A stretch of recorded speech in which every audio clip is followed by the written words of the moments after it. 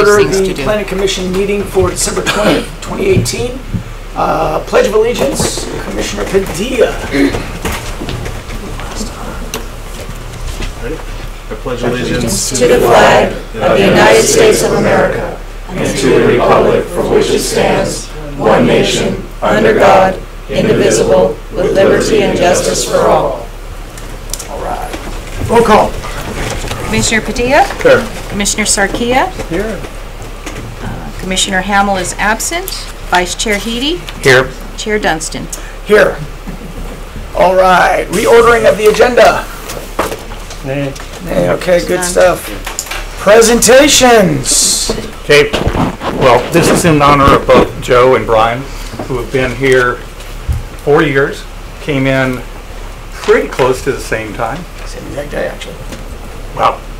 I'm there, so for your service to Buellton and your service to Buellton, and then you go on to greater and better things. I'm not sure what's greater than this, but thank you for your service in the city of Buellton. Thank you so much. All right, all right, guys, Stand you guys by the all stand seal. up and By the Your seal. picture? By the seal. okay. Wait, you guys need to be in the middle. Okay. Perfect. We're periphery. Yeah. Ready? Pussy pickles. It works. Sure does. All right. Thank you, fellow commissioners. Thank you, staff. Really appreciate that.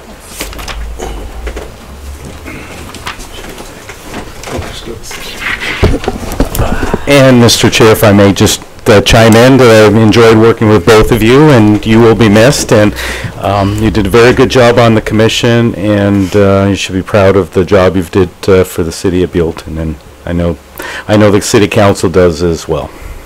Thank you.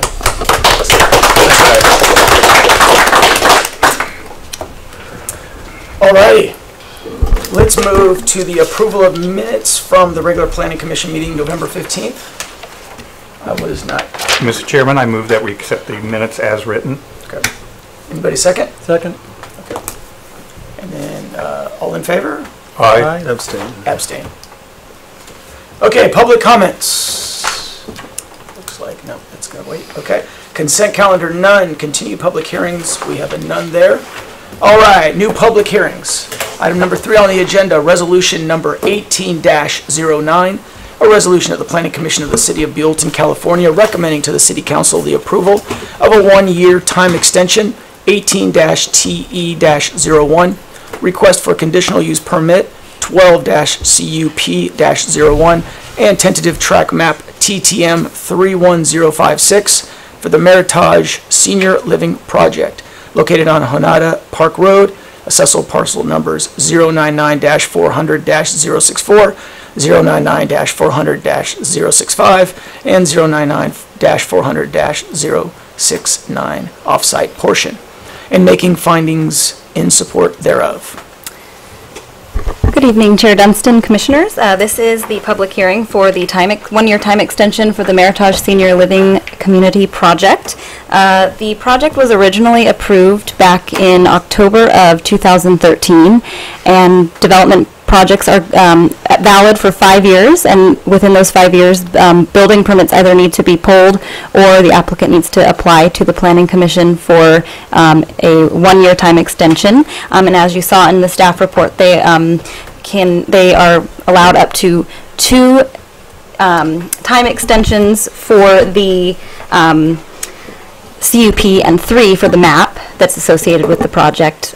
So this is the first 1-year time extension request for the project. So the application came in September in advance of the deadline of October 24th. So although we're just now having the hearing on the extension, they did file an application in time prior to the expiration of the 5 years. And at this time, staff does not see any reason why we should not, why the Planning Commission should not recommend approval of the time extension to the City Council. We are because the project was approved ultimately by the City Council upon recommendation of the Planning Commission, we are going through the same process for the time extension application. So, therefore, the recommendation is that Planning Commission adopt Resolution 1809 recommending approval to the City Council for a one-year time extension for the Meritage Senior Living Community Project. And I'm available for any questions, or if we need the applicant to come up for any reason, they're available here as well. So. Commissioners, do you guys have any questions for staff? Just one. I was a little unclear as I was reading this. How many one-year extensions do they get? So it's different for the CUP and for the MAP. Okay. But so they can apply for up to 3 one-year time extensions for the tentative MAP. Okay. And 2 one-year time extensions for the CUP. So this starts to track on both of those? Correct. Okay. Yes. So in 1 year, they'd have to be back for both? Right, if they wanted to, correct, if they needed another extension, they'd have to come back, and they'd have to submit it prior to October of 2019, October 24th, so the extension's good for another year from the date that it would have expired in October. And building permits stop the clock? Right, if they pulled a building permit prior to that date, then that would be fine, they would not need to come back. Just clarification. Any questions from the other? So this had already been approved by the City Council Correct. in 2013, right? And I do have the PowerPoint presentation from the City Council meeting back in 2013, just in case there was any questions or anything, but I, just had that. And I believe it's also included in your staff report. I don't think there's any other questions. It looks like we do have a speaker from public hearing, so maybe we should open it up for public speak. Sure. Larry Rankin. Hello, gentlemen. I don't see ladies up there. So, yeah, my name is Larry Rankin. I live in Buellton, and I was involved in being, I really enjoyed what I saw with this project. I think it's a wonderful project, and I see that this is an extension. But I also understand that sometimes with new people, because you're new faces since I was here last, that people have different ideas. This, to me, is a wonderful project for the city and for the senior citizens and for everything that's going on. And I gather that you all have your literature in front of you, so you have an idea of what had taken place and what the criteria is of what they want. So I'm just here to say I really hope that you go ahead and extend to 1 year. I'm for it 100%. It can't do any harm at all. Okie doke. Thank you. Thank you. And the applicant is in the audience as well. Yeah, I mean, I spent a lot of time looking through the application just to kind of get up to speed with it, and I agree. I think it's a great project, and I don't see any reason why we wouldn't recommend extension. I don't know if anybody. Well, do you want to see if the applicant wants to speak, and then you can close the public hearing? And yeah, let's close the public hearing and. No, keep it. If you After. see if the applicant wants to speak, then you can close the public hearing. Well, just vote for it. Would the applicant like to come up to the podium and say a few words? Hi, my name is Mark Edwards. I represent the ownership of this project. I'm happy to make a little presentation here. I have about 3 to 5 minutes, but that's really at the pleasure of the commission if they feel like they need a refresher course in this project, or if you take a look at the project and you feel like it's a pretty good go, then we're happy to sit on your Well, I think it's a recommendation. great project. I just like to know, do you think you can get it sealed within the year? I mean, I'm hoping you can. It's just curious. Yeah, we've been working pretty hard on that. As I put in my request for the extension, we have been interviewing operators for the project over the last time period. Shortly after we received the initial approvals, we had quite a flurry of interest for operators. We actually had identified an operator at the time that didn't work out, so we looked for some alternates. We got a little waylaid in the last couple of years. We're back on that track, so we've actually had quite a bit of interest again in the project, but the ownership owns a lot of the land around the project, as well as they have a real understanding of the heart of Buellton, so they want to make sure that they get an operator that works for their interest as well as the best interest of the community. So they've been, I don't say choosy, but they've certainly been selective of the people who have applied. So we're very hopeful. We have a good list of people to be continuing interviewing right now. But it's a serious decision, so we're working as hard as we can. Thank you. You guys want to? No, I'm fine. Yeah. Thank you very much for the Okay? opportunity. Thank you. Okay, let's close public hearing. And any final questions? I don't think so. I say we recommend the extension, or recommending to the City Council the extension of resolution number 18-09. Do I need to repeat the whole thing? Or am I okay? Yes.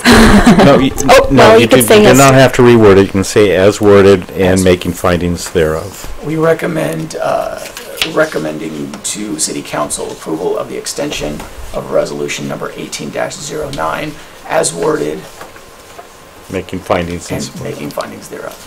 I second that. Okay. Do we do Roll call. roll call? Roll call? Chair Dunstan, Yes. Commissioner Padilla, Aye. Commissioner Sarkia, I do. Vice Chair Heady. Aye. Fantastic. Good luck. Looking forward to Find it. somebody. Definitely.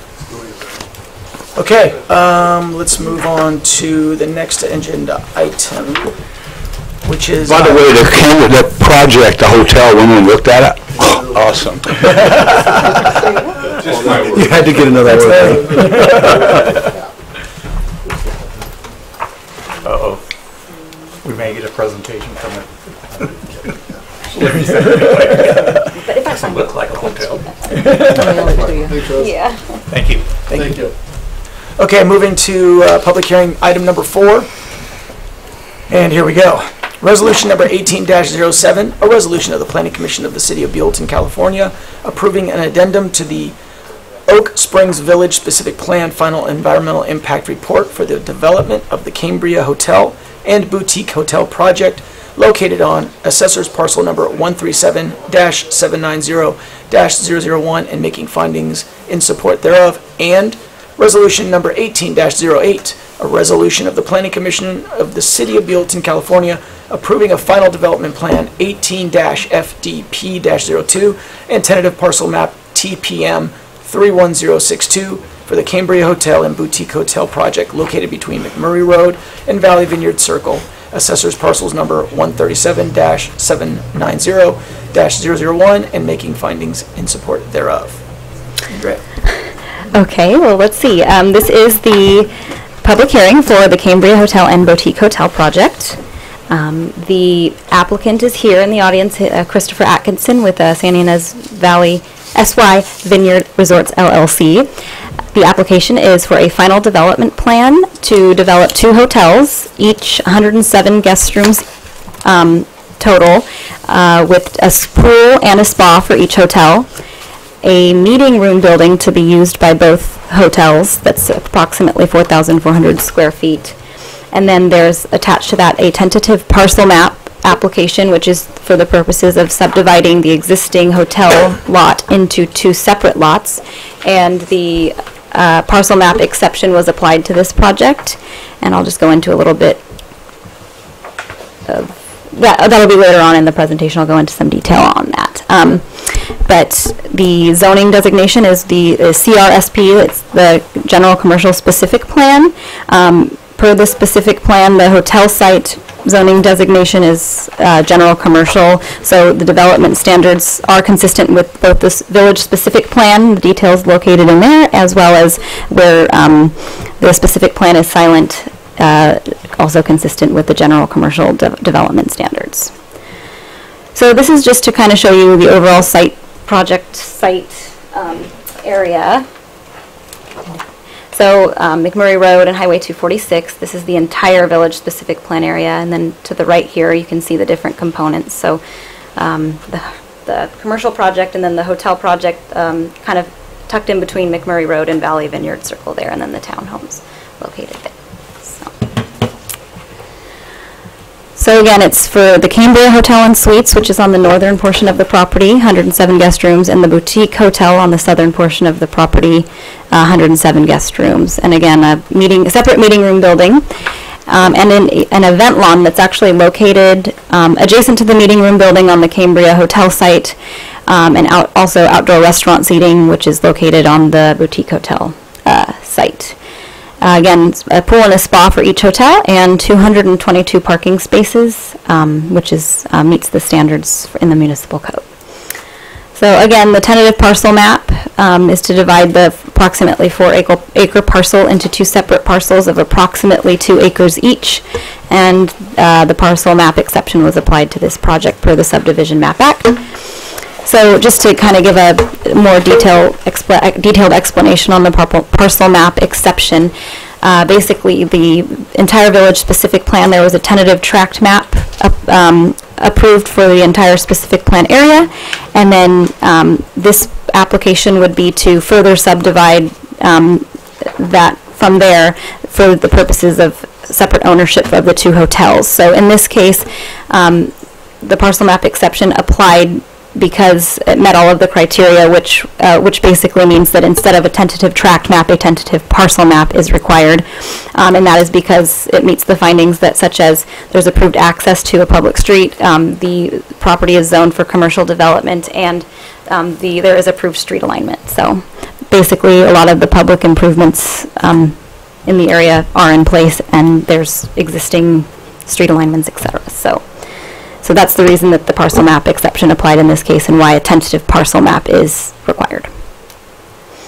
This is the tentative parcel map, so you can see the both parcels. So this is the Cambria Hotel parcel and the Boutique Hotel parcel. And you can see that the meeting room building is located on the Boutique Hotel site. However, it is proposed that it would be used by both hotels, and I'll get into a little more detail later, but basically a cross drainage and cross access easement would be required for the 2 properties to make sure that, for parking and circulation, as well as for drainage purposes, that there would need to be an easement in place for that. So I will just point out, because I will talk about it later on in the presentation, you can see here's Valley Vineyard Circle, and here's the parcel map, and you might not be able to see it on this sheet or subsequent sheets, that there is no proposed sidewalk improvement proposed here, and staff does believe that that it was the intent of the specific plan to have a sidewalk installed there. So I'll go into a little more detail on when we get to the site plan on what we would require there, and go from there. Okay, so just to kind of go through how the project is consistent with the village-specific plan. So the proposed use is for a hotel, restaurant, and meeting room space, and outdoor event space. And allowed uses per the specific plan are hotel and hotel support services, and all of these uses do fall under both of those definitions.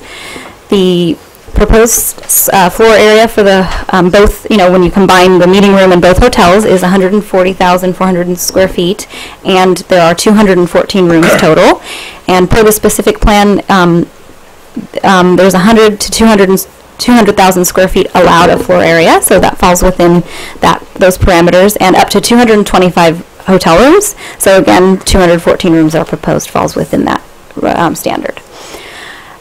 Another requirement of the specific plan was that there was a maximum combined square footage of floor area for both the commercial center and the hotel component, and that was that there would be allowed 225,000 square feet of combined floor area, and when you combine the Crossroads Center, which is approximately 55,000 square feet, and the hotel project, 140,000 square feet, you get approximately 195,000 square feet of floor area, which is well under the 225,000 square feet requirement. The proposed height for the project is 4 stories, and the tallest struck point is on one of the hotels is 63 feet. The highest point of one of the tower elements, and per the specific plan, they are allowed to develop a project that's 3 to 4 stories and up to 64 feet in height, so within those requirements as well. Again, also different site amenities that have been incorporated into the project plans that were required as part of the specific plan for the hotel site is they've provided a plaza area, a water fountain, different pedestrian pathways, and pedestrian connections within the project site. And again, I'll go into more detail about the exterior or the sidewalk along Valley Vineyard Circle later on. So the hotel project proposes 222 parking spaces, and per the municipal code, 222 spaces are provided. So that's calculated at 1 space per hotel room and 1 per 5 employees. And there were, I believe, they anticipated at any time around 8 employees. Oh, I'm sorry, 40 employees for both hotels, so 8 spaces. Landscaping. All portions of the setback areas fronting the streets are proposed to be landscaping, which is consistent with municipal code requirements. And also in the CR zone, 5% of the net site area minimum shall be landscaping, and this has much more than that, around 27%. If the commission does agree with staff's position about the sidewalk installation, the percentage of landscaping will go down slightly, because right now, currently in that location, there's landscaping, but it would definitely still fall above the 5% requirement. The lighting, so the parking lot light pole height shall be reduced. The plans indicate 23-foot high pole, light poles, and the code allows for a maximum of 20 feet. So, and that kind of coincides with our requirement that we do need an updated photometric lighting plan to reflect that change, and also just to also show a little more detail about how the light spills over onto the future senior housing project, as well as the existing village townhomes project.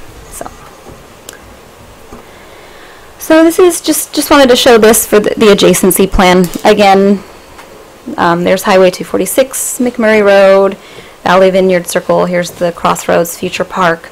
And you can see that access will be provided via a new driveway cut here along McMurray Road, and as well as another on the interior portion of Valley Vineyard Circle. So this is the site plan here, and this shows here the Cambria Hotel to the north, the Boutique Hotel to the south. You can see the pool and spa tucked behind each of the hotels, and the meeting room building as well.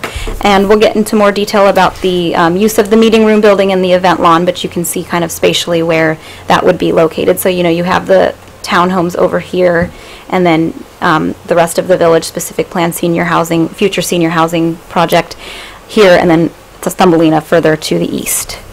So you can see parking's provided around the perimeter of the site, and again, the new driveway cuts along McMurray Road and Valley Vineyard Circle. You also have, you have the front entryways where people would be coming in and driving up, you know, to check in and things like that along the front here along McMurray Road, and then again additional access along the back here. Then you can see the proposed, it's a little hard to see here, but the proposed water feature, pedestrian connections, and the outdoor dining area associated with the restaurant that's located on the interior of the Boutique Hotel.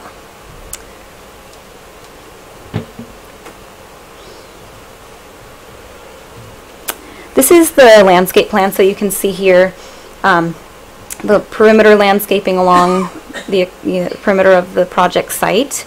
And more, this better shows the lawn area, the proposed outdoor space for event space here, and its relationship to the plaza area in between the two hotels. The applicant, since the last iteration, has in fact added some oak trees per our request as part of their corrections and incomplete letters. So that's a nice addition, as well as they've added some. One of the commission's comments, we'll go through it later, was to develop this portion, the eastern portion of the Cambria Hotel and Suites. So they have made some architectural changes to that, as well as added some larger trees to kind of soften the area. So the architecture for the project is proposed as contemporary ranch, and just to give some heights details on the architectural elements, the Cambria Hotel is 50 feet to the top of mansard and up to 63 feet tall at the highest point, so the tower element associated. The Boutique Hotel, again, is also 50 feet to the top of mansard, but its tallest point is 57 feet, some architectural projections as well as that tower element for that hotel. And the colors and materials proposed do complement the surrounding buildings and uses, other components of the specific plan, such as the Vineyard Village townhomes and the Crossroads Center. So, and again, story poles have been installed for the project in advance, 30 days in advance minimum of the public hearing.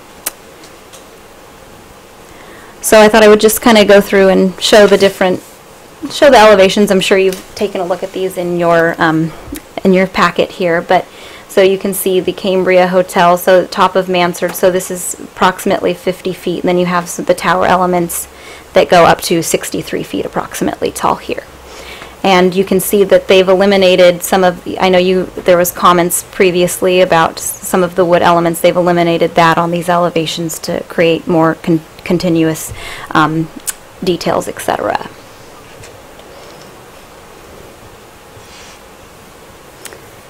And this shows the sort of the view from the southern portion of the Cambria Hotel. And I think the last time there was concern with just creating less monochromatic elements here, and so it's not entirely clear actually on the elevations. It's more clear on the rendering. So that was going to be one of my comments and clarifications tonight. I was going to add some wording to one of the conditions just to make sure that prior to zoning clearance, that the details that they changed in the schematic renderings will show up on the elevations for the zoning clearance. So. And again, I think that was mostly, you guys were concerned with this portion here on the south and also on the east. And when you see the eastern elevation, you'll be able to see what they've done, especially in the schematics. So this is the eastern elevation. And again, it's not shown on the elevation here. You'll see on the 3D rendering. They're showing more wood elements, and just to break up this window area more and not have the CMU wall, just to break it up a little bit. And then again, you can't see it, it's not very clear on these elevations, but trees and more landscaping in that area to break it up. And this is just the north elevation, so the northern portion of the entire site, facing the townhomes basically, or the hill there. So this is the boutique hotel, and I don't think much has changed since the last round. I think the commission was relatively satisfied with all of the elements that were proposed as part of the boutique hotel. So nothing's really changed since the last time. But again, I'll just point out, 50 feet here to the top of Mansard, and then the tower element makes the overall height, maximum height, 57 feet.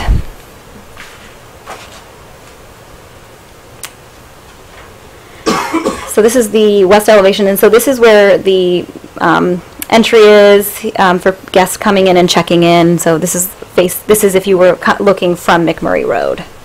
This is the elevation you would see. And this is the south elevation, so just as you were driving up McMurray Road toward the north, which you would see there. And you can see this structure there where people would be pulling in.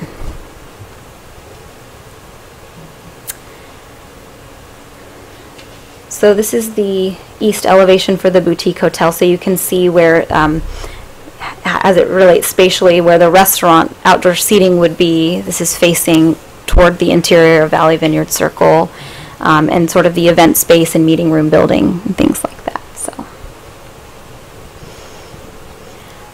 okay, and then the north elevation. So this is really what would be sort of facing the southern end of the Cambria Hotel in the interior courtyard area between those two hotels.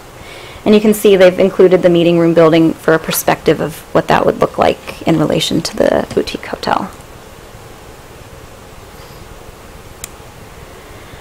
Okay, so this shows the pool area and sort of in the background the meeting room building and sort of how it relates to the restaurant and outdoor space for the boutique hotel. So you can just see how that relates.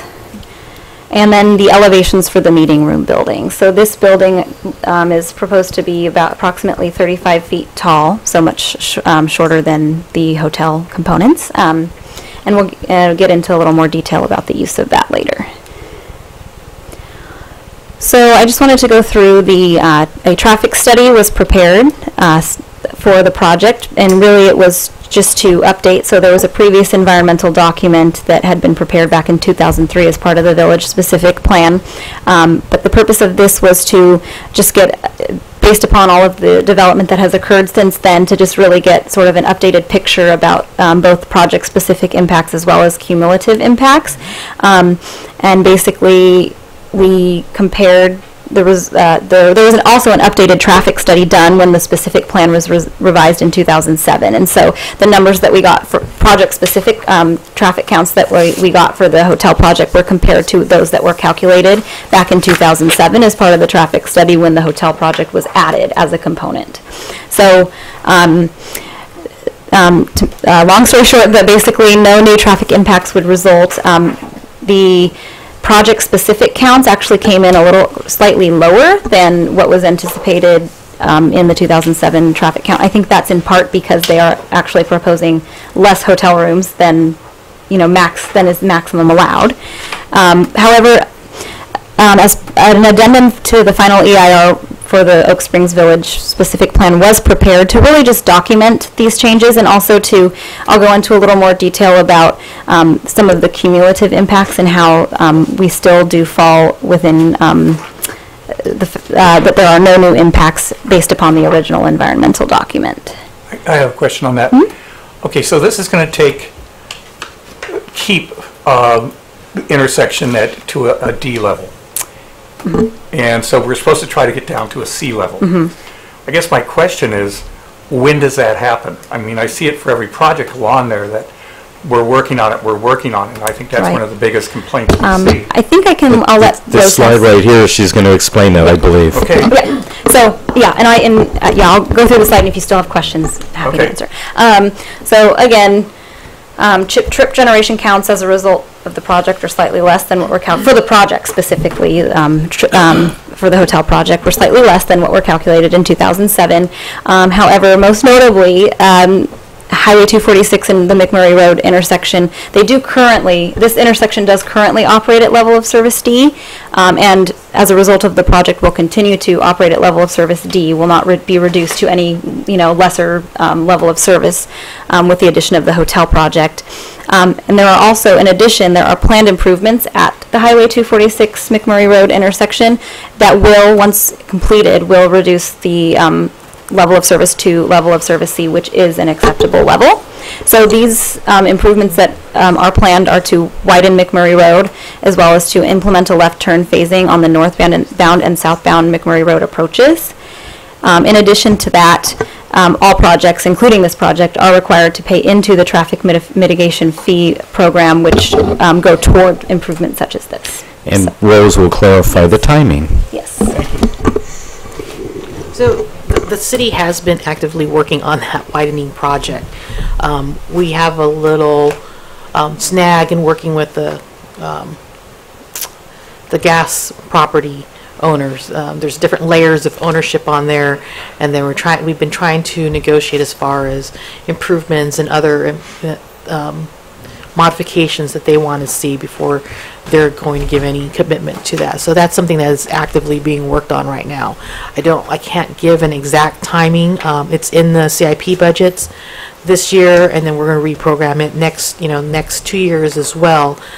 We hope it would take maybe a year to get through the acquisition process, and then it's just a matter of resubmitting with Caltrans what the revised plans, because we have to wait till we know exactly what improvements the property owner will agree to before we resubmit to Caltrans.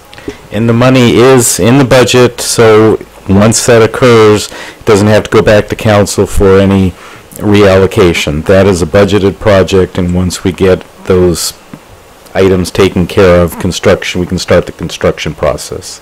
So realistically, 2 years before construction, because people ask me this all the time. So, Right. So realistically, at best term, maybe 2 years before construction start? Yes. Okay. Not 1920, but probably 2021. Good luck on, yeah. Yes. Hopefully it goes. Okay. And that dependency there is also with Caltrans, right? Well, a few years ago, we had already started the encroachment permit process with Caltrans. We've got to the very end point where they're ready to issue us our permit. They just need the actual acquisition process with the property owner to be completed. Well, that has since gone. Our permit's expired, and they've changed code, so we know that we can just update per the current code. We just have to revise the plans to reflect whatever changes that the property owner will agree to, and then resubmit. So that process should go relatively quick. We believe that it's the acquisition process that's going to take longer.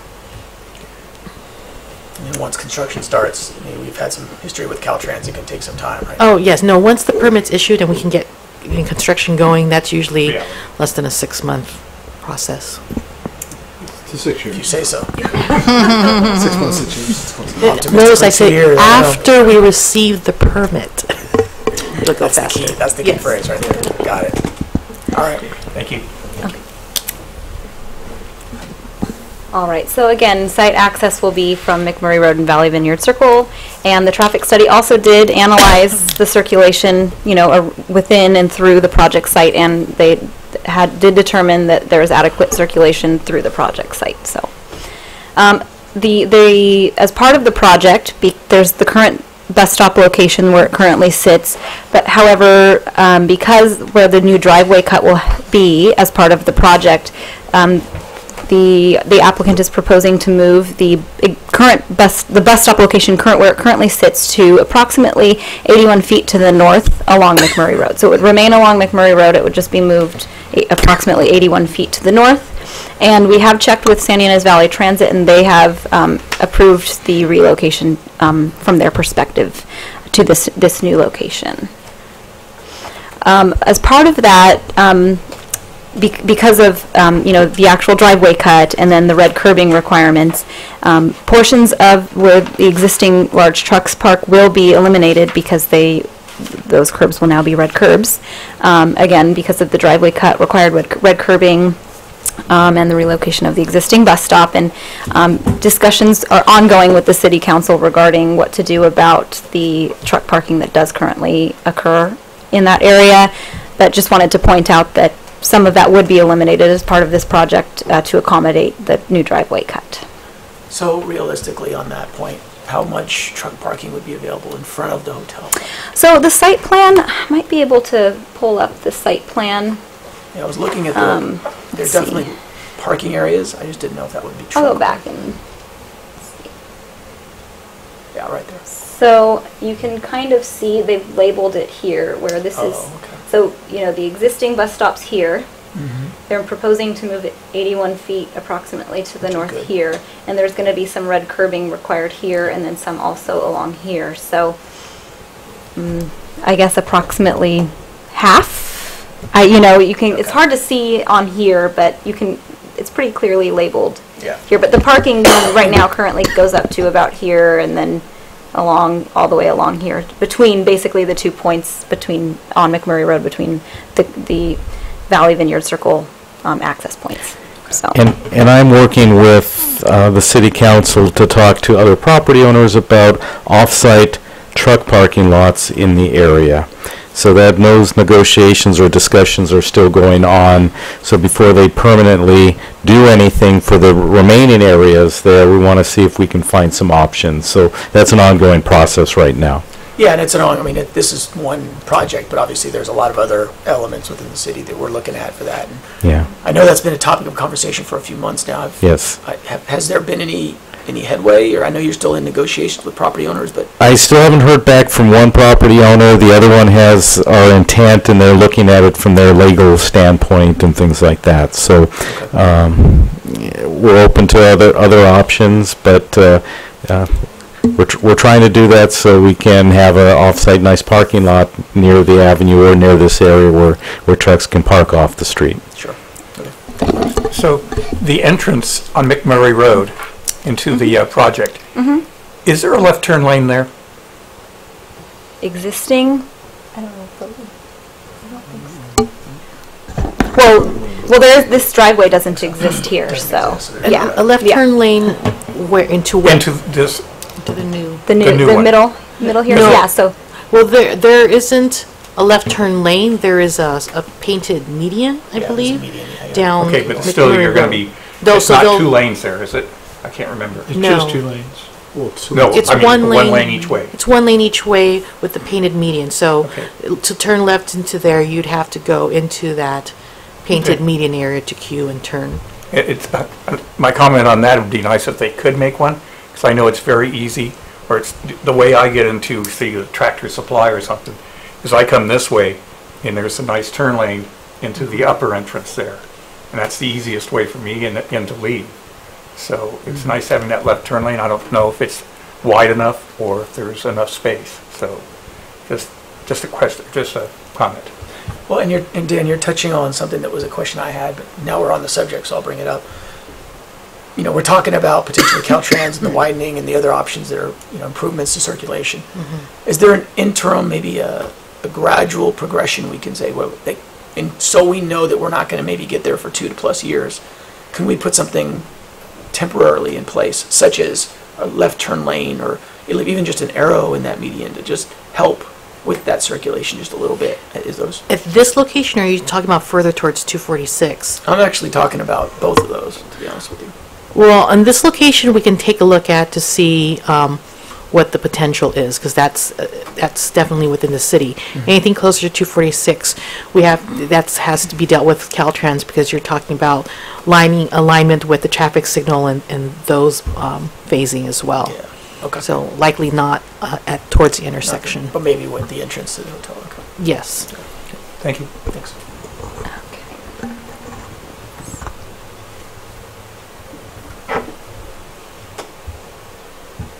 Okay, so next I wanted to talk about the outdoor event space. The applicant has expressed their interest in using both the meeting room building for both hotel guests and non-guests, as well as the adjacent outdoor lawn area that I pointed out earlier, to hold events in the meeting room building, as well as some potentially in the outdoor event space area.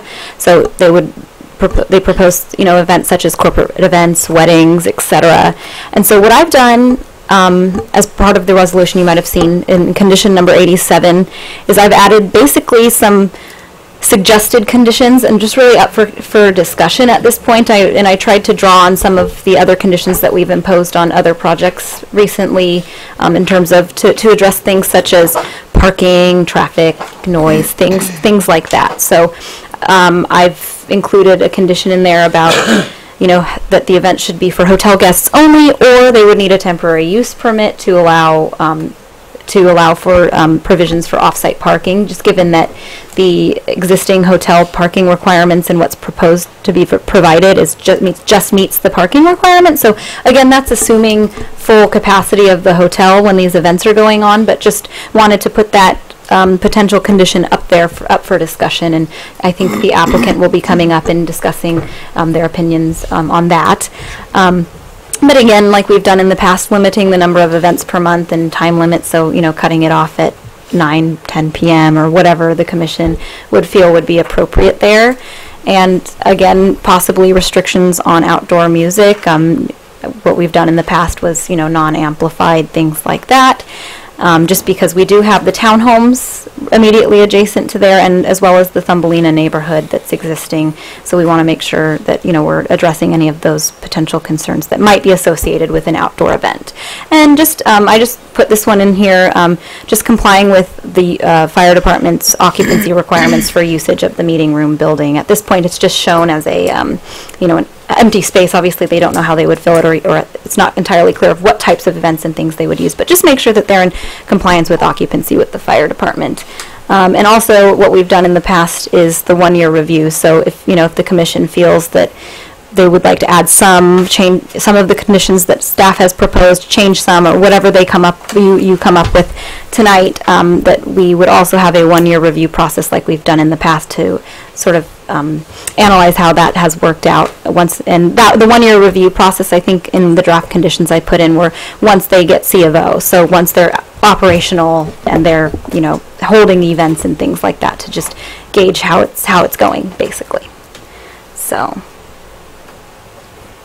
And I just threw this in here so you can kind of see. So this is the Cambria Hotel and the meeting room building, and then here's the adjacent outdoor event space that they are proposing.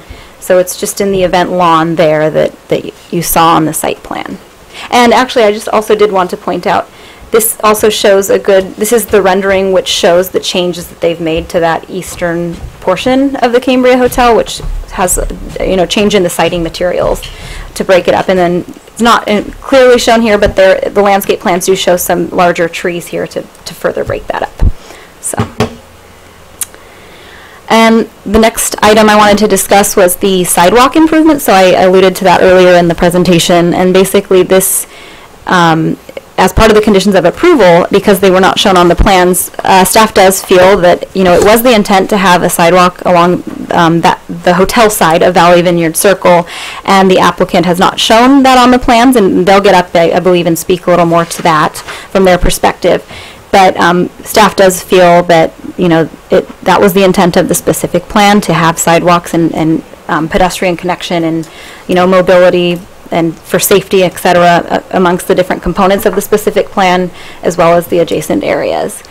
So in one of the attachments, the applicant did submit a letter explaining their position on that, and they'll get up and talk a little bit more to that when it's their turn. So signage, they did submit a master sign program plan as part of their project plans. They are allowed up to 400 square feet of signage area because their frontage is, it does actually exceed 400 square feet, but it would require a separate sign ordinance exemption if it did go above that. Current plans propose 388 square feet of signage, and that includes 5 wall-mounted signs and 4 monument signs. There was one sign shown on the plans, but the details and square footage were not shown, or I couldn't clearly articulate what that sign was and what the dimensions were. So I just included in the conditions of approval that that wall, it was a wall sign, I think directional wall sign, that sign should not be larger than 12 square feet, so that it doesn't go above that 400 square foot threshold. Is that sign, just to, since you're on that subject, is that the one that was facing the pool area that was from the restaurant, an outdoor space? I believe so, but it was hard for, I could follow the other signs, they didn't have details on what that was, but I believe it was that sign, and the applicant can come in and clarify on that. Okay, thanks. So I just, last point here, the main comment that the Planning Commission had at the preliminary review was just to sort of update the southeast elevation of the Cambria Hotel to eliminate some of reduce the monochromatic elements that were associated. I think that was just the long expanses of the CMU wall. And so again, they have revised their intent is, and they have revised the 3D rendering to show the breakup, and they've added some landscaping improvements to further soften that area. But I do want to add, I believe it's condition number 80, basically just to further refine that the east elevation of the Cambria Hotel prior to zoning clearance should reflect the details shown in the 3D rendering that was provided as part of the packet.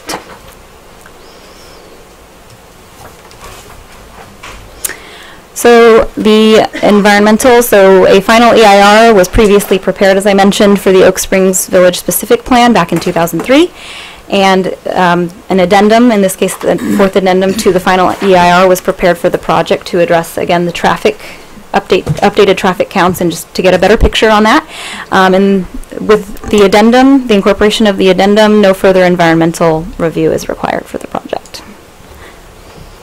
So the recommendation is that Planning Commission consider the approval of resolution numbers 1807 and 1808 as worded in the staff report, and that is 1807 is the approval of the addendum to the Oak Springs Village specific plan, and 1808 is the approval of the final development plan and tentative tract map.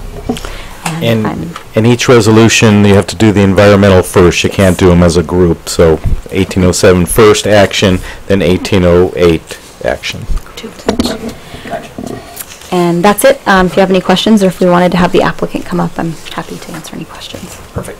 So, fellow commissioners, do you guys have any questions for staff before the applicant gets a chance to talk to us? Do I ask staff, or do I ask the applicant, how many handicap spaces will be available of the 300?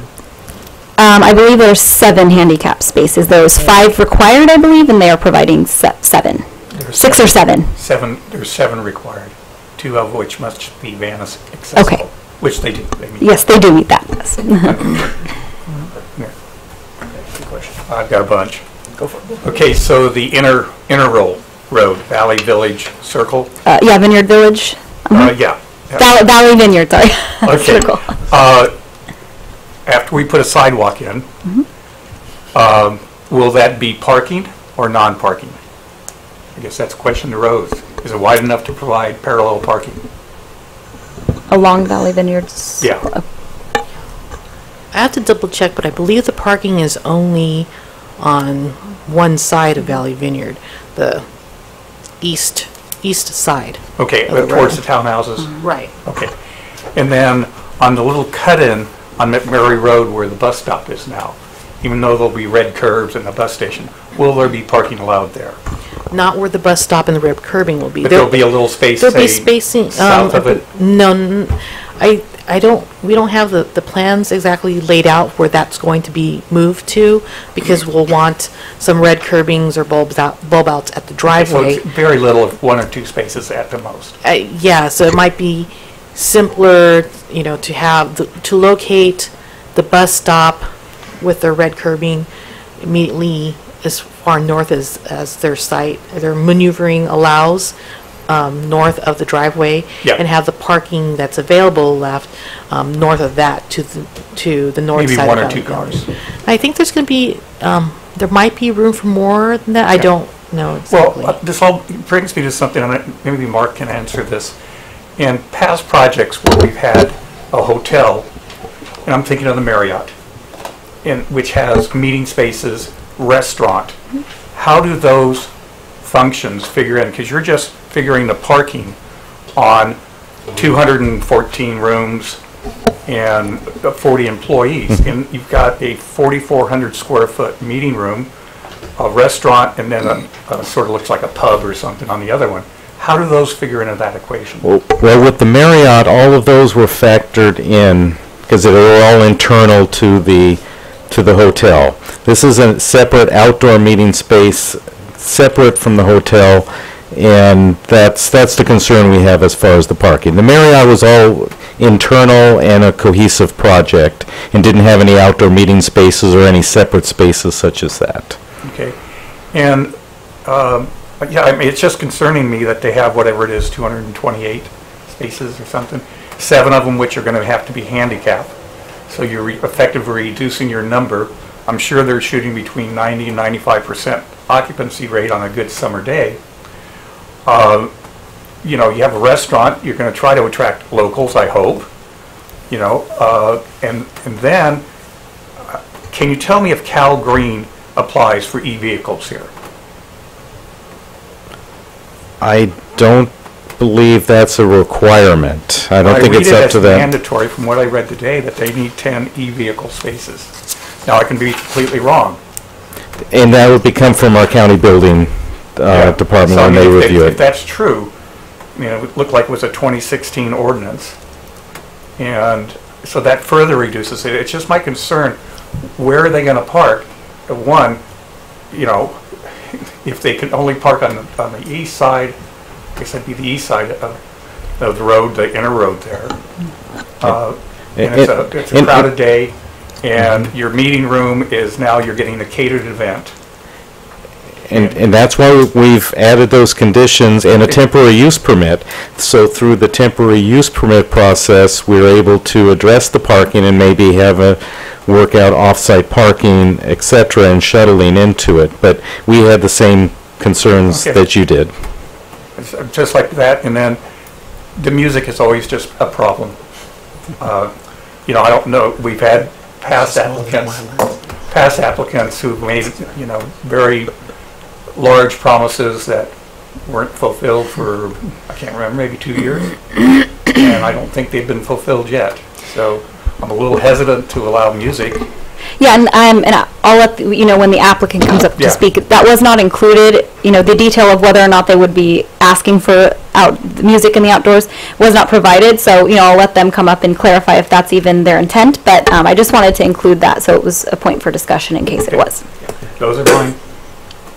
And if there's parking only on the east side of that circle, there should be a sidewalk on that side as well. Valley Vineyard, there is. It's part of the public improvements for the other So on both projects. sides of the Valley Circle, there'll be Correct. parking, sidewalks. Correct. We're hoping. And one question about the split of the parcel into two. So is the intention, and this might likely be a question for the applicant, but is the intention to split those and have different ownership? And if that's the case, how can we control from a staffing and a planning commission's perspective usage of those? I would say we might want to have the applicant first come up and verify that would be the intent, and then we can go from there. And typically for financing as well, so they have two different projects, so they can manage them separately. But through this conditions that you're approving or considering to approve, that would tie the two parcels together. So there will be continuity on the project, no matter who owned each of the parcels. Got it. Okay. That's kind of where I was going, is like what kind of control do we have on that? So that's perfect. Thank you. Okay. Any other questions from the commission before? Dan stole all my thunder. We're good. I'll let you go. Oh, no, there's no next time. No, the interesting thing is that I'd like to throw out to the planning commission is I wonder if we need a sidewalk on the inside if there's no parking there. The way they had the trees planted and all that, it kind of looked nice without that. If they're going to park and have circle around there, because I don't know that people are walking around this area the way that it looked like it was planned. And so I kind of was against having a sidewalk on the back part of the property, but I wanted it on the front part on the McMurray Road. So Joe, just a thought. I'm looking at my notes at the cross section for Valley Vineyard Circle. I don't have the plans in front of me. I'm looking at one of the typical cross sections for Valley Vineyard Circle, and it appears that there's enough room for parking on both sides of Valley Vineyard. So it hasn't been Which would lend itself needing a sidewalk on That's both my sides. point. If we couldn't park there, Right. I didn't see a need for it, but if you're going to park Well, there. one things we're considering too, if we want the area to be, pedestrian friendly, there's a lot of shopping north, south, east, west of the hotel sites. You want the connectivity to be there as opposed to having to be on one side of Valley Vineyard Circle. You want guests walking, from the hotel side even, walking down the driveway to access any of the other locations as well. One thing, we had recommended, it doesn't have to be a sidewalk, straight adjacent to curb. I mean, that would be the simplest. But if they wanted to incorporate that through their landscaping areas and have it meander, we have a 10-foot wide easement for sidewalk and other improvements on their property. It could be configured in whatever way would be beneficial and enhance their property. All right. Should we let the applicants do it? Okay. So open the public hearing. Open the public hearing, and let's start with the applicant. Yes.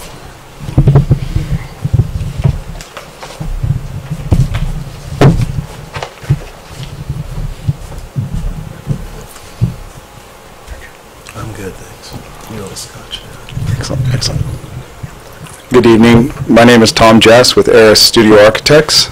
We're the architect for the project, and Chris Atkinson's the property owner. He's also here in the audience, and we'll be able to answer questions. I think staff did an excellent job of presenting the project. I don't want to reiterate anything that she said or go over it. There was just a couple points that I wanted to make and items that I wanted to bring to your attention. So the overall site plan, as she mentioned, you kind of have walked through that, so go ahead and... So the sidewalk, so really out of all the conditions, we're in agreement with all of them except for two conditions that we just wanted to mention. And then I also just wanted to point out the changes we made to the back, but I think she kind of pointed on those.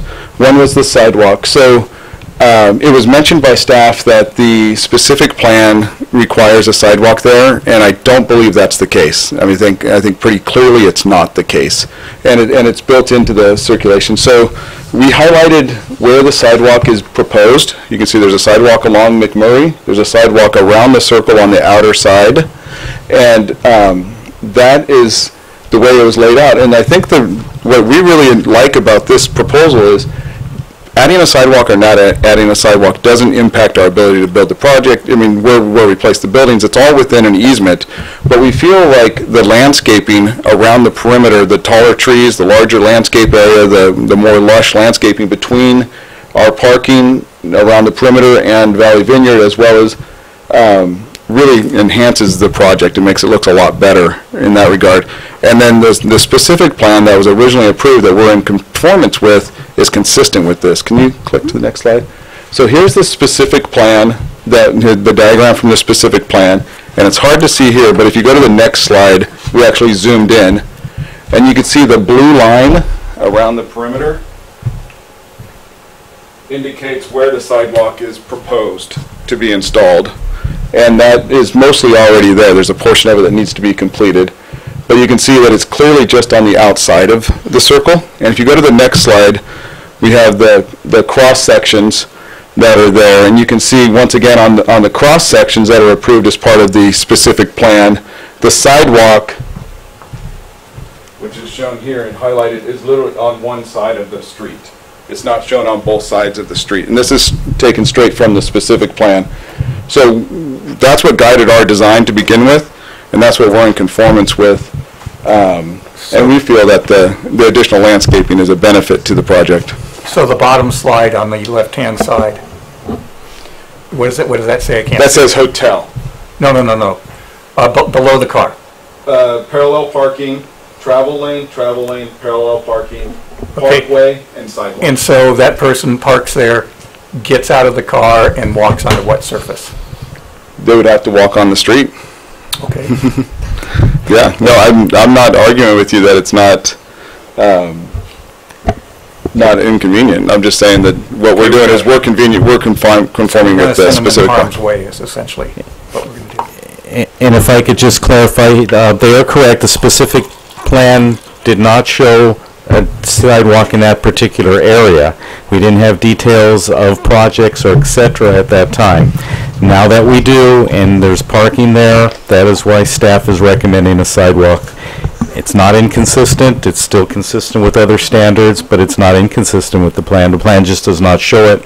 We're adding additional conditions like we do with any type of project. And as far as staff's interpretation is, this section shows you the dedication of the public right-of-way, from public right-of-way line to public right-of-way line, and that's the improvement shown there. On the track map that we have recorded for the parcels, that shows a 10-foot wide easement that includes sidewalk onto on the private property portion. So it's not a public dedication where that is located. It would be on an easement. Okay. And then, if you want to just slip to the next slide. So this was the modification. I think that Andrea had kind of touched on it, but the modification is then that lower left-hand side. The last time we were here, there was comments about that particular area, and you can see in the rendering, if you slip to the next slide, the modifications we made where we took that element up another story there, added a trellis across there to kind of add and enhance that area, as well as the low block wall with the stone veneer there on the ground floor to kind of enhance that area there. So that was the major modification that we made to the building elevations in response to the comments that we received the last time we were here. The other comment that we wanted to talk about, or the other condition that I wanted to just discuss, is the comment 87, which is the one regarding the meeting space. There's a few items in there that make it difficult to comply with or difficult to accept as drafted. One is when somebody is coming in and making a significant investment in this type of a project or this type of a hotel, one of the things that you really want to know is you want to have some certainty. And this condition, the way it's drafted, is essentially a temporary condition. It's a one-year condition, and the way it's written at the end, that the city can evaluate the effectiveness of the condition, can basically modify, delete, or add any conditions as needed. So how do we plan for this? I mean, we have an event space or a meeting space. You know, can we lease it out? Can we not lease it out? You know, how does that work? And it's just really ambiguous to us to have that type of condition in there. There's also, we believe, already instruments in place to enforce any noise violations, because the city does have a noise ordinance, and the project would be required to comply with the noise ordinance with or without this condition. So as long as we're in compliance with the noise ordinance, and if we're not and there are complaints, there's an avenue for the city to come and enforce reductions in noise or whatever it happens to be through the enforcement of the existing ordinance. And then regarding parking, if we take the very worst case scenario, which is that every single room is occupied, every single room was arrived there via vehicle, no one shared rooms, and everyone has a room, and there's 0 handicapped people that or disabled people renting the rooms, and there's 0 electric vehicles, yes, we're going to be underparked. But that's not realistic in an everyday normal circumstance. Standard hotel parking, I know it's not the municipal code here, so we're not suggesting that we park to this, but a normal one that we park to is about 0.8 parking spaces per room, is about the normal parking spaces that we do in other jurisdictions. In this jurisdiction, we are parked the entire 1-to-1 plus an additional 8. If we use the 0.8, which is a standard parking ratio, that leaves 50, we're in excess of that by 50 parking spaces on site.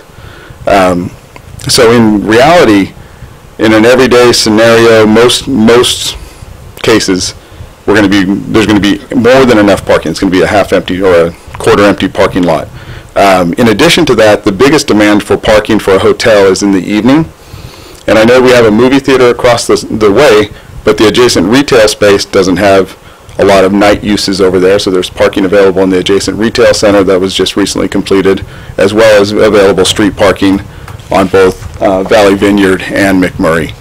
So from a practical standpoint, there's adequate parking on site.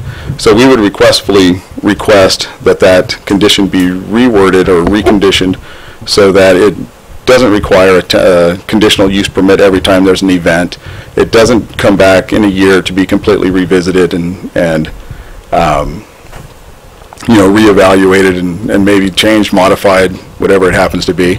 And then the noise portion of it, we would like to request that it relies on the existing noise ordinance for enforcement, and we would completely be in compliance with that.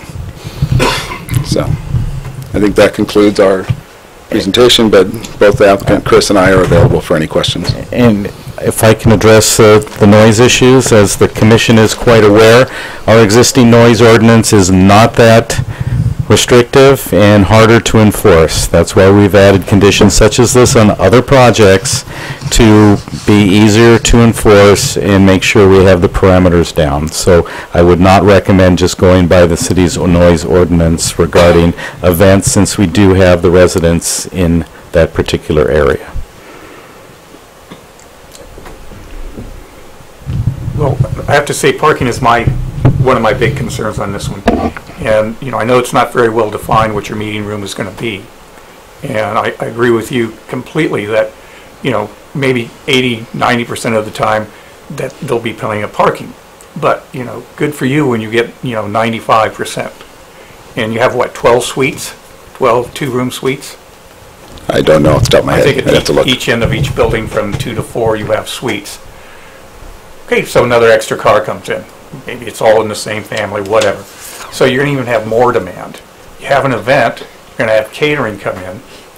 I'm not sure, it didn't look like it was really easily catered, or if there's going to be a kitchen. I know it's just a floor pan, a 4,400 square foot floor pan. If it was just a one big open meeting room with no tables, it requires another 146 parking spaces. So, that's why I was curious about what we did on other projects. I don't know. I think there needs to be something done that you're going to rely on somebody else's parking spaces, and where Tractor Supply is and all that. And yeah, there's very little night usage there. But will your customers pay for the repaving, the restriping of that lot as the pavement is ground down? You're using somebody else's property to alleviate your problem. As for me, I can't see you not putting in a sidewalk. I think certainly if there's parallel parking, which will help alleviate your parking situation, if you don't want the sidewalk, then I can't agree with the parking. If you can put the sidewalk in, I'm a little bit more comfortable. As for the noise ordinance, I'm completely with Mark. Ours is very, we could just slap on the wrist. I live about the same distance as Thumbelina does from Figueroa Mountain. I can hear the music every time, very, very plainly. And the same thing, Thumbelina is downwind, the music carries that way. You know, and, you know, I realized, you know, 9 o'clock, that's fine. And the acoustical stuff, you have, some people don't like to hear the music, and I understand that. You know, it's okay with the music for me. But, you know, I think we're going to have some control over it. So I'm voting for the sidewalk. I think with the sidewalk, that's kind of interesting, Dan. If the meeting room was specifically used just for the residents or just for your guests, there wouldn't be a need for off-site parking. But if it's going to be let out or used for outside events, there needs to be additional parking. So for that, then I would change the way I thought about it and actually require the on-street parking, because then that covers your additional parking needs. Then I would vote for not having a condition use, you know, so that we would have to reevaluate in a year, because that's what you're looking for. Correct. Because then the contingency I'm looking for is the crowded parking and the ability to do that. So that might be a concession that we could look at. Okay, excellent. What do you think about the noise? Oh, I hate the noise. That's why I moved to Buellton. I grew up in Los Angeles. No, I mean, that's one of the things. It's the good neighbor policy. I mean, I struggle with it with our friends that own the Flying Flags Resort over here. They're constantly, you know, breaking that. They're infracting. I mean, I wish the city council would do something about that too. I'll yell at Ed next week. Anyway, but when it comes to this project, I mean, it's just a matter about a good neighbor type situation. We don't like to have amplified music outdoors. I mean, it's not necessary really for a small venue like that. And you know, I don't have a problem with going consistent with what we've been doing. Well, I would agree that we definitely want to be a good neighbor. I mean, that's the intent. Sure. And as far as the issues go, the uncertainty associated with the condition associated with the meeting room is much more of a concern to us than the sidewalk is. I mean, we want as much flexibility as we can, obviously, but more than that, we also want the certainty of knowing what the rules are, and we want the flexibility of being able to host some events. I mean, in reality, the vast majority of anything that happens in that space is going to be associated with the hotel. Sure, I would expect that. You know, I think that's, I mean, someone's not going to come to a wedding and not stay at the hotel, you know, if they're coming from out of town. I mean, I guess some people would, but I there's going to, disagree with that. I think that there would be some guests from the wedding at the hotel. I don't think it would be 100%. I mean, that's not what I'm suggesting, but. But we're also looking into the future also, and I think the anticipation that you become wildly popular, which we all hope that for Buellton and for you. So the parking on the street seems to make sense, and for that, I'd be willing to move, you know, to not have that contingency of the 1 year reevaluation, so they have certainty of what they can use it for. And of course, the music restrictions need to happen. And the conditions are not They're not too giving you uncertainty. The conditions are, if you have the event space for hotel guests, you're fine. Non-hotel guest functions would require a temporary use permit, not a conditional use permit. That's a staff level, and we look at the noise, where it's located, what the parking is, and what the hours are, and we document it. Then the neighbors get notified that there's a special outdoor event, and that's the same thing we do with Figueroa Mountain and Flying Flags. So that's not restricting or putting any undue conditions on you that other projects do not have. What was the 1 year reevaluation, Mark? I think that's what Tom. Well, we did that with Flying Flags and a couple of other projects. You could delete that, and if they violate, we bring the whole project back. We don't have to put this wording in, because we can bring projects back to the commissions anytime for modification or revocation. Okay. So if you want to get rid of that requirement, then, yeah. And that's what you're considering is uncertainty, is that correct? Correct. The wording that, as it says right there, I believe the wording says that shall have the discretion to modify, delete, or add any conditions necessary. Which we can do on this project That's the power for anything. So we could always bring this project back to modify or delete conditions once it's approved if you're violating anything in these conditions, not just this. And even after the building's completed? Operationally correct.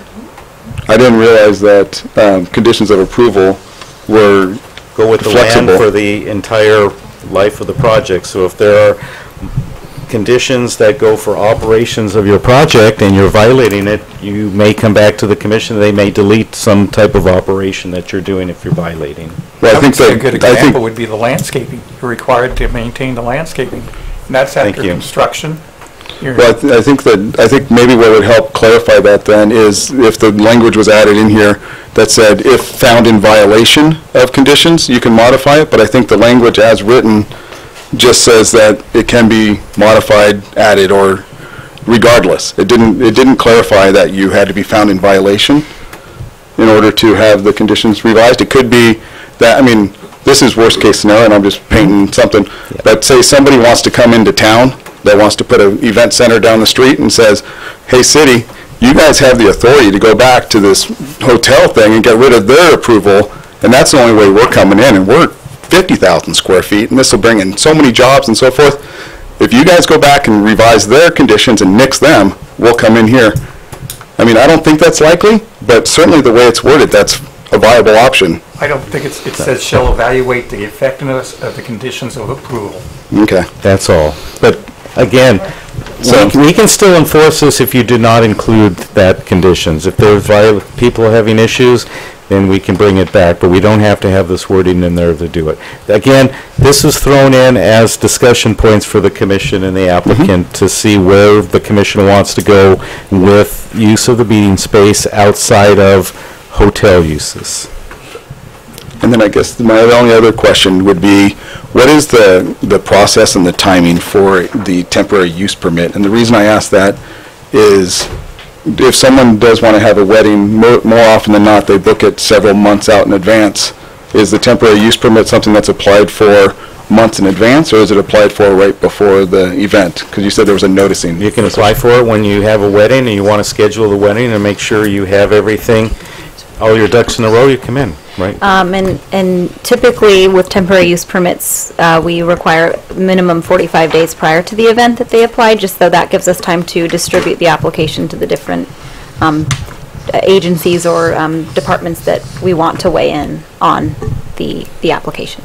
And there would be no way that if you have an event, we're going to review it and give you approval in enough time so the event is viable and can move forward. It's not a last minute type of thing where we're going to say, no, you can't do it once you've booked and done all of that information.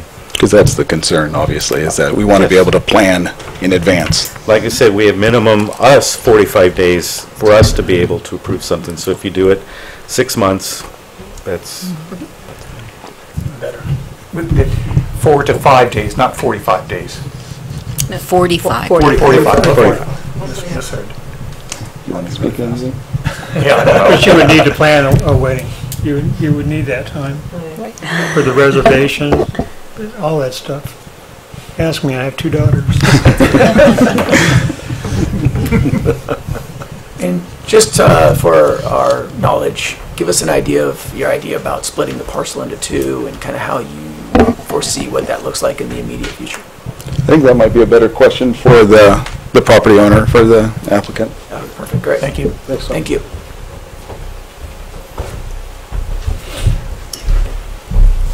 Hi, I'm Chris Atkinson, Pacific Property Partners, the ownership.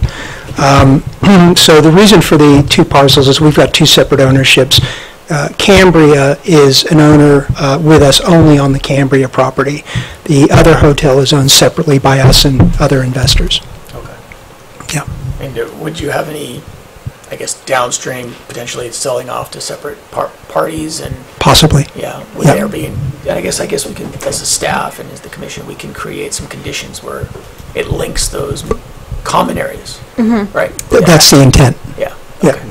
Perfect. I think through the, well, it could be incorporated as part of the cross-access easements, and, if we needed to clarify, we could, but, yeah, it's... Okay. Let me also state on a couple of things that Tom touched on as well. As it relates to the meeting space, when we were going through the planning of this with Tom and his people, we had the option of including either the traditional meeting space within the hotels like you would see at the Marriott, for example, or we could do something different than that. And our option was, I live here in St. Inez. I'm a member of a number of different groups and organizations. we go to Alisol, we have meetings, we go to other places, we have meetings. The intent was, why don't we create something a little more special that is more than just the traditional meeting space that people can point to and say, you know, that's a really neat, you know, technologically advanced, fun place to go and have a meeting. Guests of the hotel can come and enjoy the meeting space on a regular basis. That's the intent. There's no meeting space within the actual hotels. It's all positioned within this one event center building that we've created on the back of the property there. You know, it's traditionally treated as an ancillary use as a hotel. You know, you're going to have some meeting space, and if you actually break it down that we've only got 4,400 square feet divided between two hotels, it's actually very nominal space. It's not a lot of space. So the concern about the parking, I think, I definitely hear the concern, and we too don't want a parking problem. That's the worst thing that hotels can typically have is, you know, you don't have parking and your guests are upset about that. Practically speaking, as I think Tom was trying to point out, when we run our pro formas and we run our economic modeling, if we can be at 75%, we're thrilled to put, you know, pieces on that. I mean, that's given market to market, but in a broad stroke, that's, if we can be at 75%, great. If you use that basic calculation, we're going to have 50 free spaces at any one time. So we wanted to make these hotels open to the community as well. We didn't want to make it for guests only and pigeonhole ourselves into a situation where we're only serving the guests that come into the community. We want to be here for the community as well. Same idea about the meeting space. So practically speaking, and I hear what you're saying, there are going to be occasions, and we would love it too, that we might run at 90-95% occupancy. Terrific. And in those certain situations, if we do have an event that's planned, we can plan for event parking situation where we have valet service or we have other parking services that come in and we park off-site and we take care of that. And that's going to be on the rare occasion. But to have, I can tell you, some of these conditions that are in place here are really problematic for us. I mean, it in a lot of ways destroys the idea of what we are trying to create with this event center. And if that's the way it's going to be conditioned, we will totally rethink this event center. Right? We don't want to do it this way where, you know, it's going to be limited to hotel guests only, and you know, we're taking on the consideration that we're at 95% occupancy, which isn't practically going to be the case. You know, we're trying to do something different. We don't want to be Marriott-style meeting rooms. We want to do something neat and different to these hotels. The idea about the sidewalk, we're confused about as well, but I understand your point that if there is parallel parking along our side of Valley Vineyard Circle, that they need somewhere to go if they're parking and they need to be able to walk safely. We get that. What we were trying to create was a buffer between the townhomes and the other areas around us and what we're trying to create on that property. And by creating a very lush landscaping and using that 10 feet to our advantage to be able to do that, that's the sole intent. Putting in a sidewalk is actually cheaper for us to do that, and we're happy to do that. We can do that, but I think it destroys some of the effect of what we're trying to do. And I understand the point, and I think it's a good point, actually, that we don't want people walking in the street, and we don't want them, you know, in harm's way at all. I mean, if that's the situation, we do need to think about that. But I want you to understand the intent of what we were trying to do. And you know, and that, you know, that comes into the noise situation too. And I know, you know, putting up trees and such isn't going to block the noise, but it is going to create a buffer and a barrier that, you know, at least it's pleasant, it's nice to look at. You're not looking at 63-foot tall buildings, et cetera, and that's the idea. I mean, that was what we were trying to do, is create that kind of, you know, environmental impact.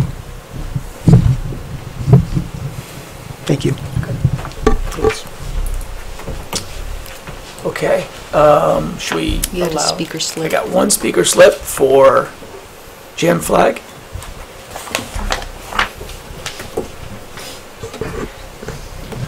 Hello, my name is Jim Flagg, and I had the honor of coming before this body about 4 years ago when I got the Hampton Inn approved, and we got it up and running. And so I just wanted to give you my benefit. I welcome people, community. I've been in probably a dozen or more jurisdictions and had where I was the new kid coming in, and people were making comments about my project, and I remember the general manager of the Marriott stood up in our public hearing here and spoke very highly of us coming in, and I want to welcome you. And I think anything that brings more people to the area is a good thing. But I do have to say, and I'm a little bit surprised, that if I had this project in another jurisdiction from a parking standpoint, I in no way could get this thing through with this parking. I'd have to do a whole analysis on, I'd be required probably one per room, some for employees, so many for seats in the restaurant, and so many for square footage of meeting space. And that's how most jurisdictions look at these. And as an operator, I have to say, sitting here, I go, this is going to be a parking nightmare if I had to operate this hotel. If it's going to open the event space to the public, you're going to have, and you don't even have, and I'm kind of thinking on this corner down here, at least up where we're at, we got Firestone and people can spill over that way, but you're talking about an impacted intersection that's down there with a lot of parking. So I think the commission should be concerned, as you rightly so, about the parking. I do think it's drastically underparked. And in terms of this, excuse me, in terms of the sound and the noise in the event, even us, I have a 380 square foot meeting space, and I agreed to limit my space, the number of events I could have, and who could have come to those events, and at what time they had to shut down, and no amplified music. And I have one resident that lives on a hill a half a mile above me, and yet we were asked to do that too. So, so I just think your concerns are valid, they're real, and you should take them seriously. Thank you. Okay, any other speakers? No speaker slip. That was the only one. That was the only one. Okay, I'll close public speaker. And, I don't know, Peggy, you want to talk? Peggy, did you want? Oh, reopen public speaking. Go on up, Peggy. Thank you, Chair. Just quickly, you addressed my concerns as well, so, continue on with that. It was just that, are we doing bike lanes or shallows in this area? I know we talked about it in the specific plan. Was anything like that included for pedestrian and bicycle lanes or shallows? That's it. Simple thing. Thanks. There was nothing in the specific plan about bike lanes through the area. There is not enough room in Valley Vineyard Circle to have that. And Sharrow's, I would hesitate putting that down right now until we see what the traffic pattern and actual congestion would look like. And so the bikes would be on the street.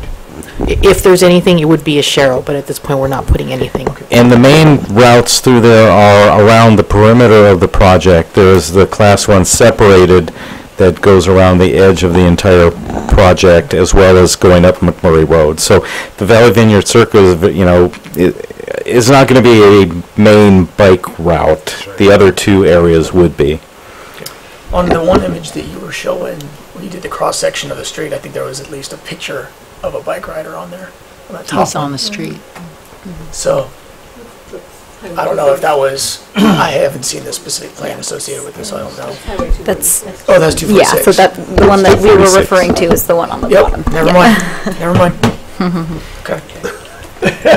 Good catch. I can't see it. I can see the guy on the bike, though. Close the public hearing. Okay, so we'll close the public hearing. And commissioners, any? I'm good. Well, I feel we need to put the sidewalk in. I'm concerned about the parking. And I do think we need to revisit this in a year. If there's no complaints, then there's no complaints. And as Mark pointed out, we could revisit this at any time. So it's nothing like that's not already written into the code.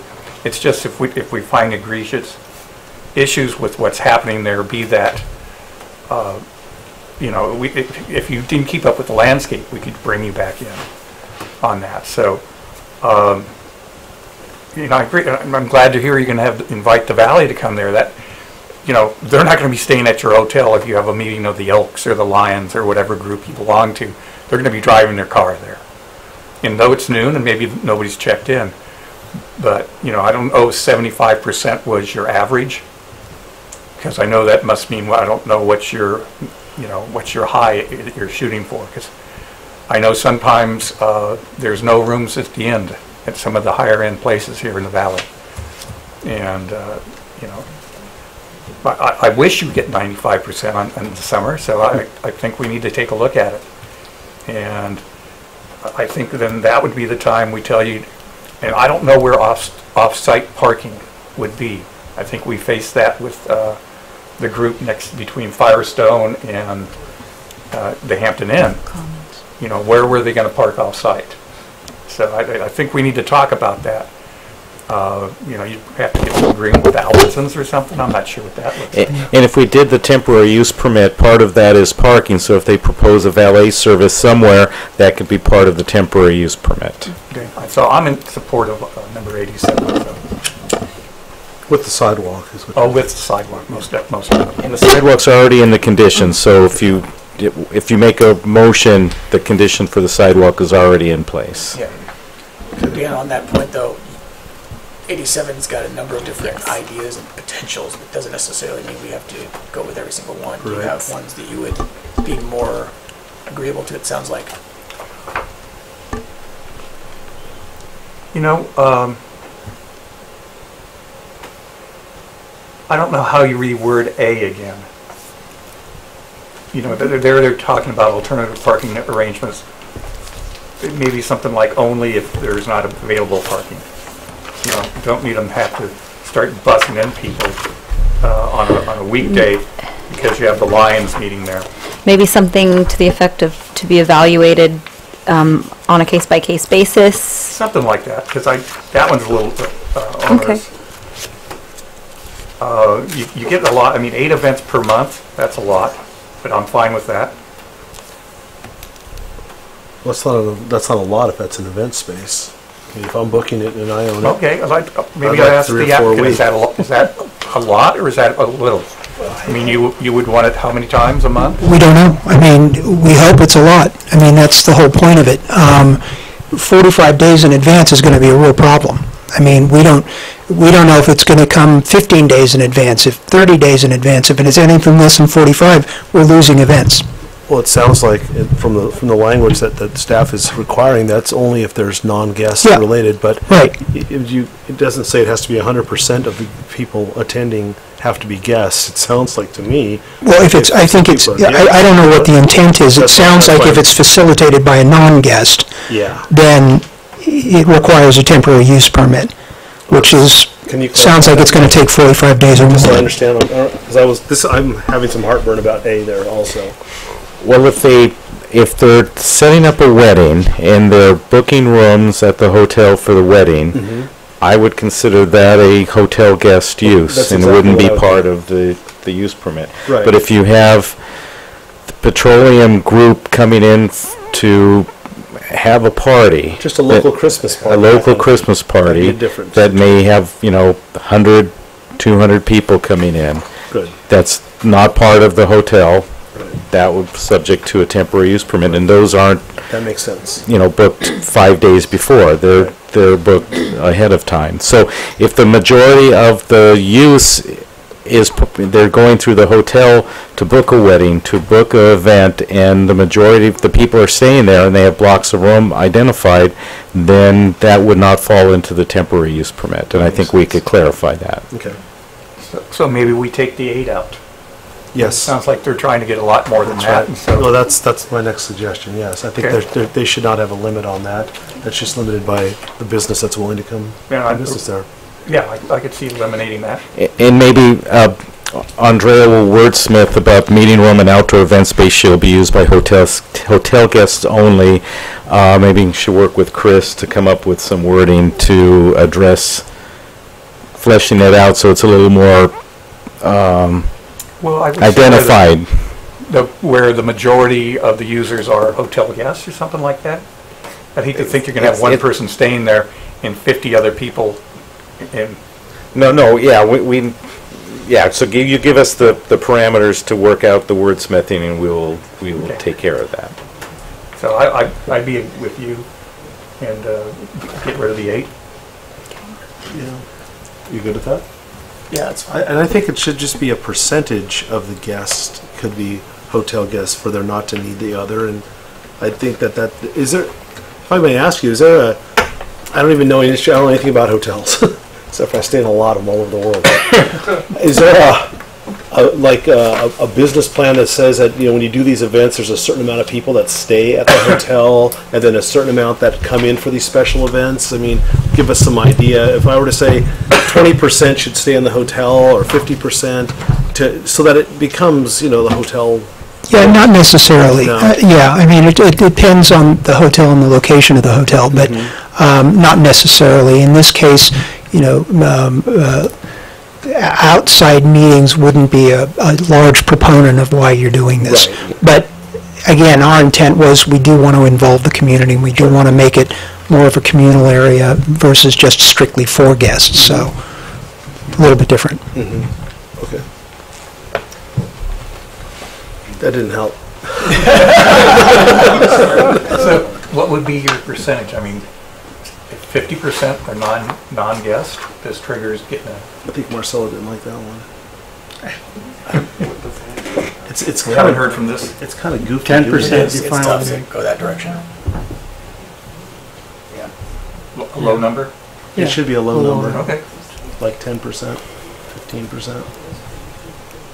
How many guests can you host in a 4,000 square foot event center? Yeah, we're not sure yet. I mean, we haven't gotten into that detail, but I think the problem with trying to apply a percentage, as you're talking about, is how do you monitor that? Right.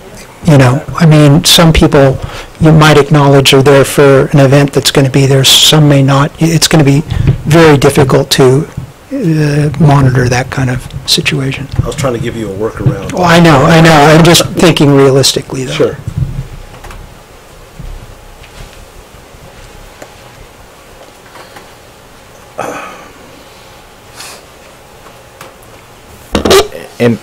And maybe it's not a percentage, or maybe it's not a number. Maybe it's you have a wedding and you've got a block of rooms and you've signed something with somebody to use your facility. Maybe just that documentation that it's part of the hotel, being booked through the hotel, is enough. It may be 10%, maybe 50%, but we don't restrict it to that, but we just get documentation that's associated with the hotel and booking of rooms in the hotel. And then the only temporary use permit would be that for your outside group coming in. Purely outside group. Yeah. I also Yes. think that we should just provide an exception if he brings in local charitable groups that are housed here, like if the Elks were to want to meet there, or the Rotary or something.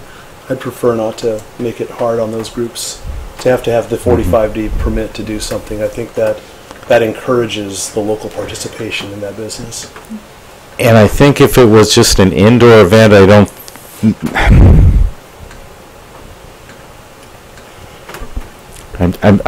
I know where you're going, and I'm trying to see where the... If it's going to be an open community, it'd be nice to be able to provide the service to them. Then how do you define it? I mean, do they have to meet all the qualifications for being a tax exempt? And then we're delving into the tax. Show me your whatever form it is. That might be what we do. I mean, I don't think we want to get into that. I'm giving them the option or some idea that. I agree with that, though. You don't want smaller, kind of charitable organizations. You want to take advantage of that. If they want to do a dinner for PHP, it'd be nice if they could just say, "Hey, let's do it," and whatever. I don't know, Mark, if there's some way to support that or come up with a. I mean, and I think we'd this have is to our look first time at. dealing with something like. Well, no, we have to go back and look at the Of course. Hampton conditions, because they have some similar but not as large a meeting room. So that's the difference. Their area is a little smaller than what's proposed on. And then, so that we move forward to this, how do we put that in the Word?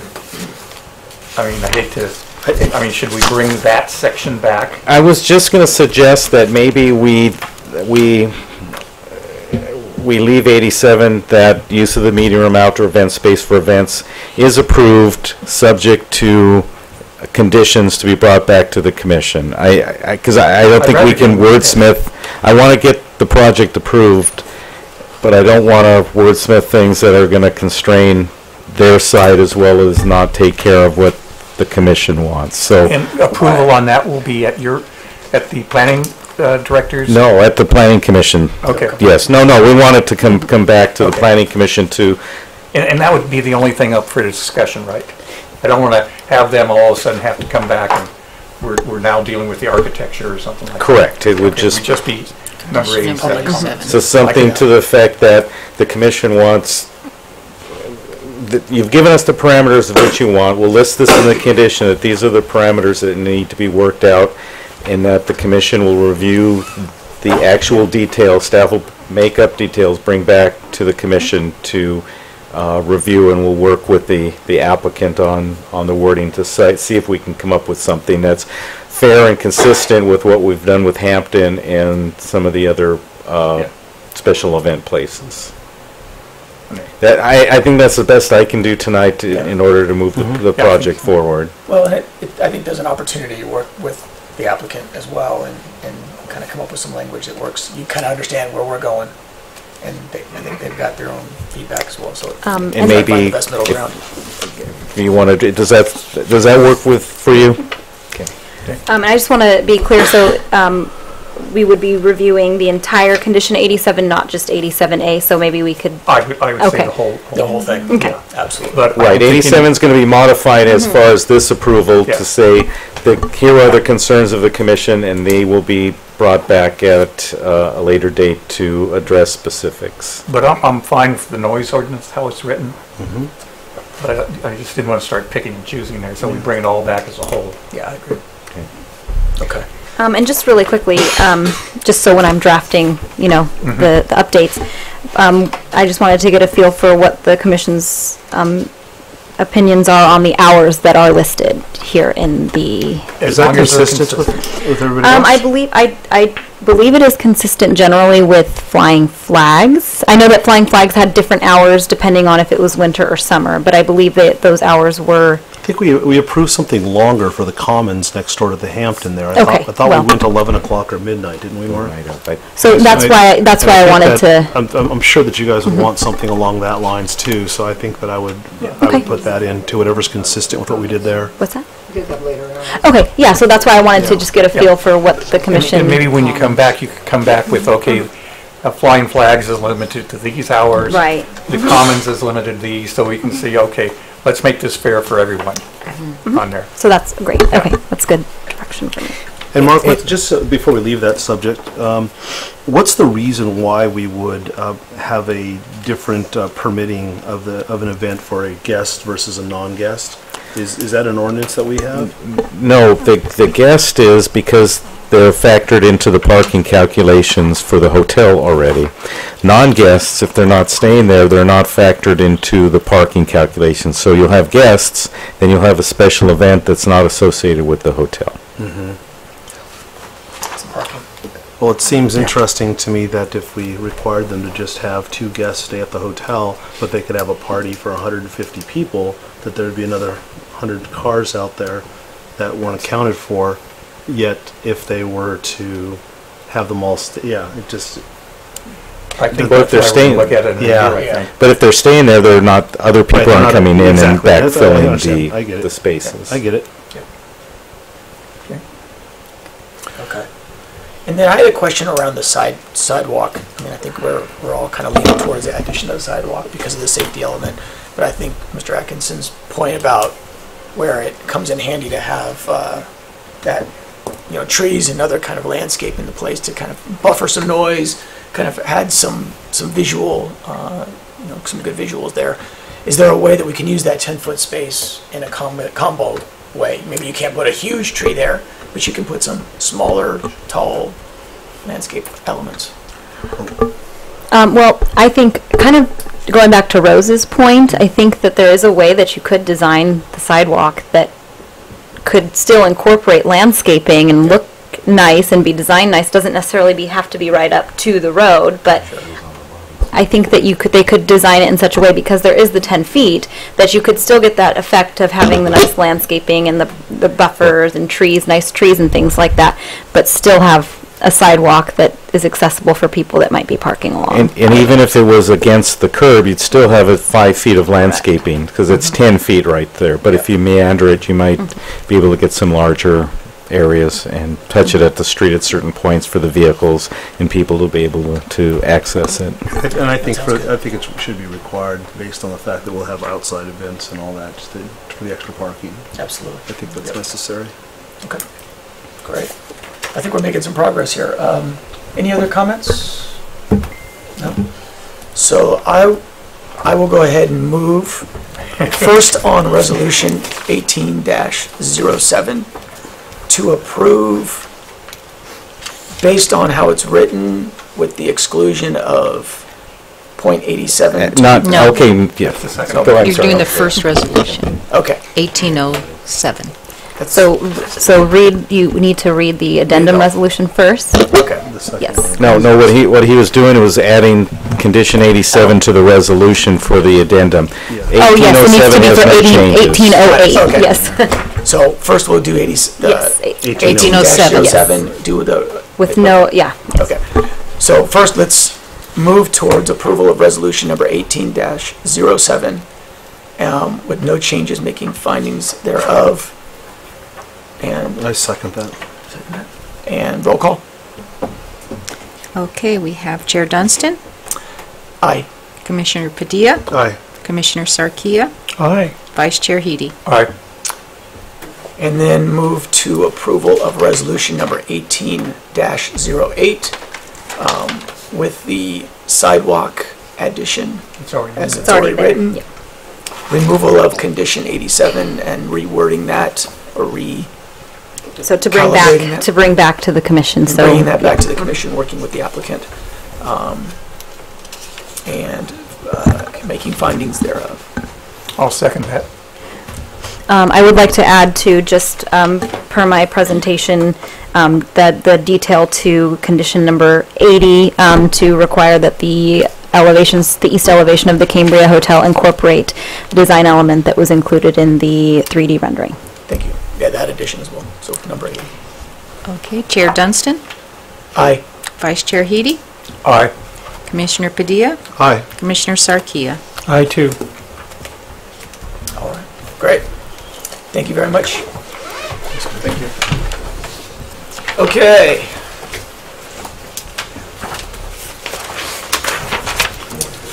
Any other business?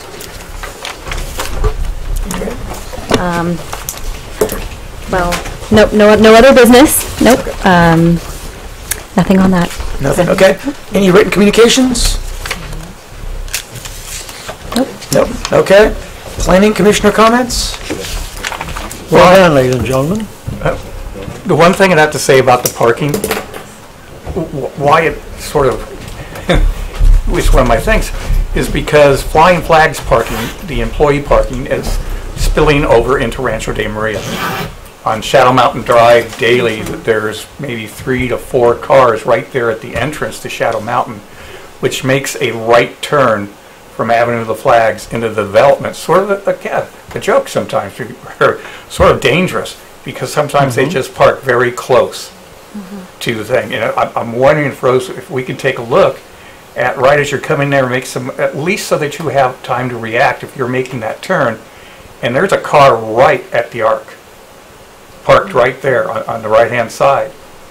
So if you're going On Avenue or? on the Avenue of the Flags, you turn into Shadow Mountain Drive. They're parking right there at the corner. Yeah, I thought it's a red curb all Nope. along that south. Once you turn into Shadow Mountain. Oh, once you turn onto Shadow Mountain, yes. So They can't be within a certain. Well, I thought it was like 15 feet off the apex. there's, Turn or there, I if it's can't red, remember, I'd have to check the vehicle code, but there's a limitation where they can go. I know they can't be obviously up against the curb return. they're right at the arc. they right as you turn in the... We'll have a motor deputy cruise through that area and check on it. Yeah. I turn back into there daily, and it's sort of, you know, I'm aware of it now, so I'm real cautious making that right turn.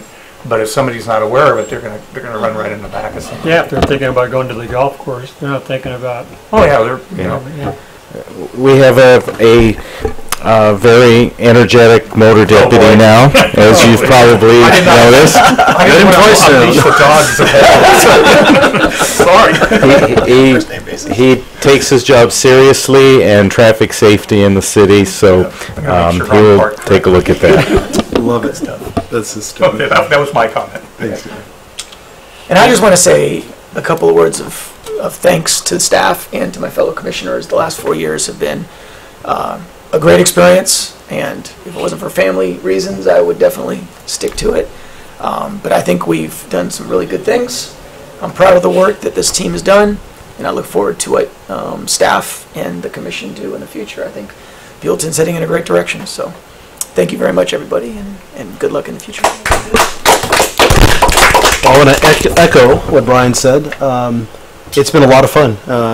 Learned a lot about how our city works. Didn't know much about it, and it's been a great experience. I loved working with all of you, and thanks so much for the hugs when I needed it.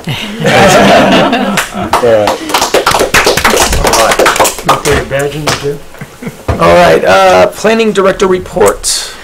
Okay, so I just wanted to update the commission. I have been meeting on and off with the senior housing development and what they are, what the plan ahead, and trying to get to see, where they are with that project. And so at this point, they are trying to secure financing for construction of the project.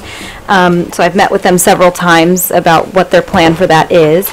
And they also, in addition to that, are proposing to change